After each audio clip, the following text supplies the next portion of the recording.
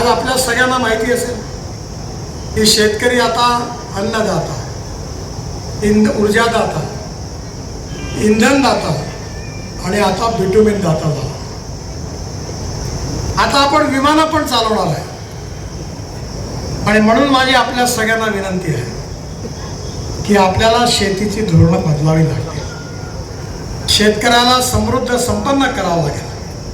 आणि ते जर करायचं असेल तर मोदी सरकारने ही धोरणं आणलेली आहे. आणि म्हणून माझी आपल्या सगळ्यांना विनंती आहे की शेतकऱ्याच्या कल्याणाकरता आपल्या राजश्रीताईंना निवडून द्या आणि त्यांना विजयी करा आणि शेतकऱ्याला समृद्ध करा ही विनंती करण्याकरता मी आपल्याला आलो आहे. आपण त्यांना विजयी करा ही विनंती करतो. आणि माझ्या आपल्या